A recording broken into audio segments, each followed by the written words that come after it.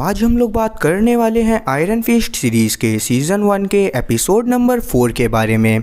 तो एपिसोड की शुरुआत वहीं से होती है जहां पर डैनी को बिल्डिंग से धक्का दे दिया गया था, पर अभी वो एक पोल पकड़कर लटक जाता है। पर क्योंकि उसकी पकड़ काफ़ी ज़्यादा कमज़ोर हो गई थी, इसी वजह से उसका हाथ छूट जाता है। तब वो नीचे जाकर एक पट्टी से टकराता है और उसी पर गिरकर बेहोश हो जाता है। और अब जब उसकी आंख खुलती है तो हम लोग देख पाते हैं कि वो हैरोल्ड के रूम में था। तब वार्ड इसके पास आकर इससे बातें करने लगता है और इन दोनों की बातों में ही वो बताता है कि उसने ही इसे चोर समझकर धक्का दे दिया था।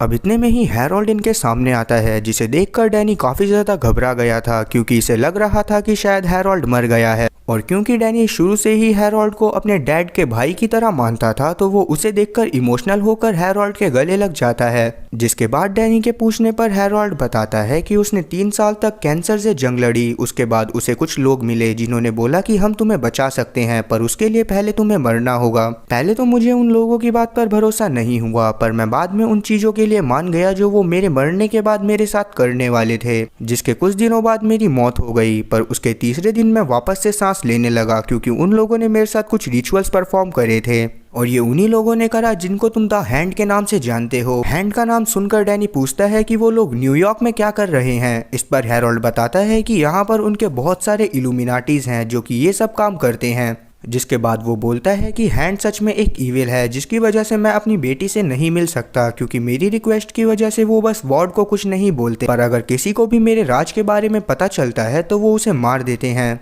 इसीलिए तुम भी जॉय को इस बारे में कुछ भी मत बताना। इस बात को सुनने के बाद डैनी मान जाता है। साथ ही हैरोल्ड वार्ड को बोलता है कि मुझे भरोसा हो गया है कि यही असली डैनी है, तो तुम्हें आगे कोई और साजिश करने की ज़रूरत नहीं है।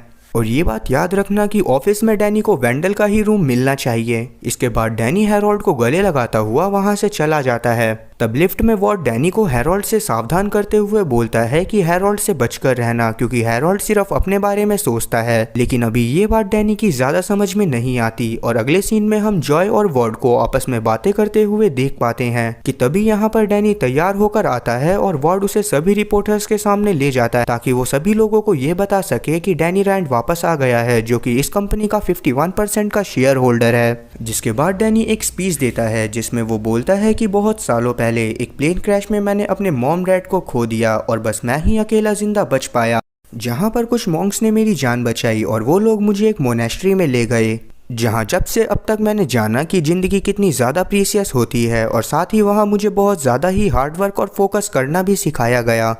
इसीलिए अब जब मैं वापस आ गया हूं तो मैं वादा करता हूं कि मैं अपने हार्डवर्क की मदद से इस कंपनियों को और ऊंचाइयों पर ले जाऊंगा। ये बात सुनने के बाद वो सभी रिपोर्टर तालियां बजाने लगते हैं, पर उनमें से कुछ रिपोर्टर्स उस मोनेस्ट्री के बारे में जानना चाहते थे जो कि हिमालय के बीच में बनी हुई थी। इसी वजह से वो डैनी से तरह तरह के सवाल पूछने लगते हैं। तब वो डैनी को बाहर ले जाता है, अब जहाँ पर बाहर डैनी जॉय से पियर प्रोजेक्ट के बारे में पूछता है, जिसके बारे में हैरोल्ड ने उसे पता करने को बोला था क्योंकि द हैंड भी उस प्रोजेक्ट में सीक्रेटली शामिल। पर जॉय को द हैंड के बारे में कुछ भी नहीं पता था और वो उन्हें अपने कस्टमर की तरह ही सोचती थी।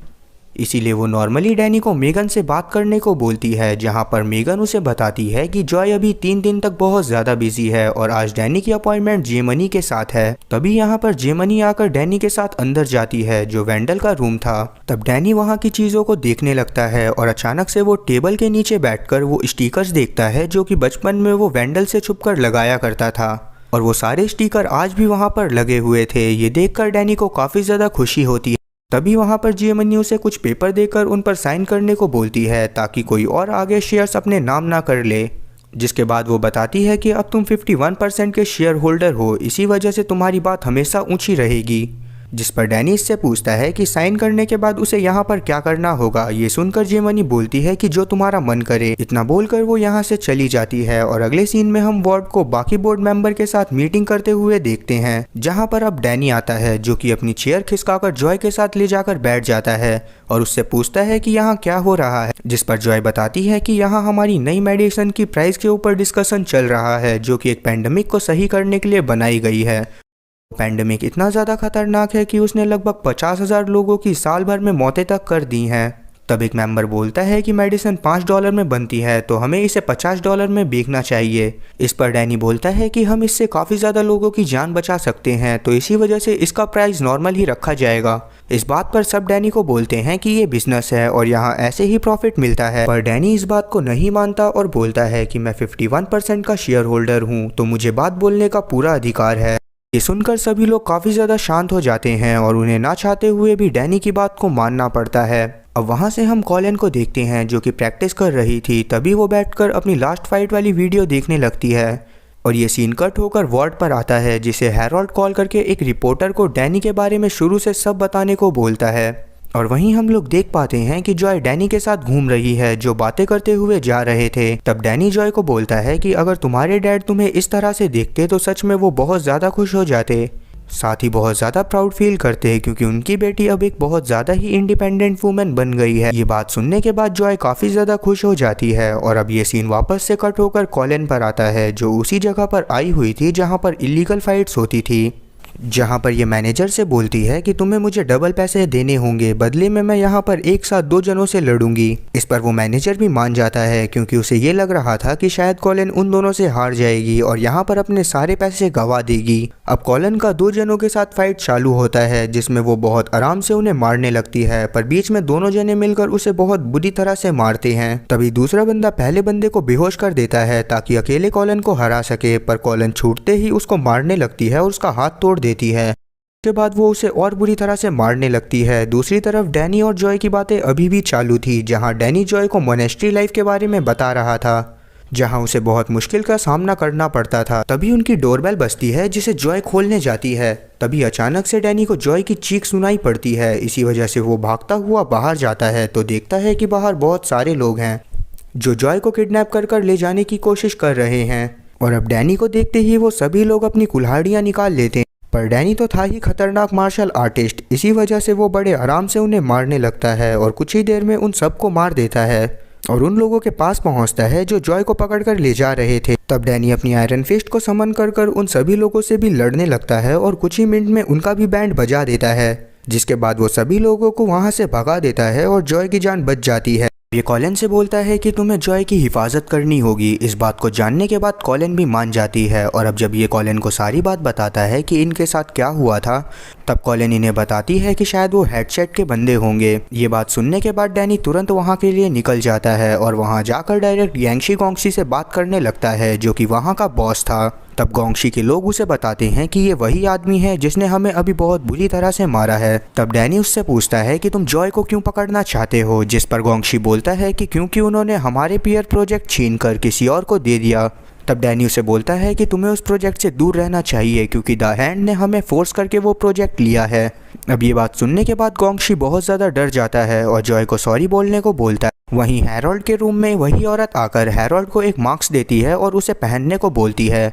जब हैरोल्ड उसे पहनता है तो उसके बाद वो औरत उसे अपने साथ ले जाने लगती है। वहीं सीन जॉय पर आता है, जिससे कॉलिन प्रैक्टिस करवा रही थी।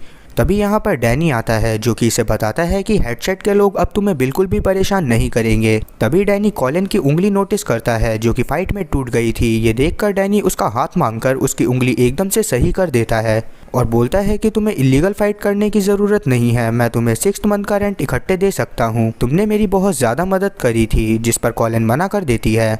अब वहीं हम लोग हैरोल्ड को देखते हैं, जिसे वो औरत एक जगह लेकर आई थी और अब वो बोलती है कि तुम एक बहुत भरोसेमंद सर्वेंट हो और साथ ही अब पीयर प्रोजेक्ट एकदम सही जगह पर है। इतना बोलकर वो औरत पर्दा हटाती है और एक विंडो से सामने वाले घर में हैरोल्ड को जॉय दिखती है। इसे देखकर वो काफ़ी ज़्यादा खुश था, क्योंकि लास्ट टाइम जब उसने उसे देखा था तो वो एक बच्ची थी।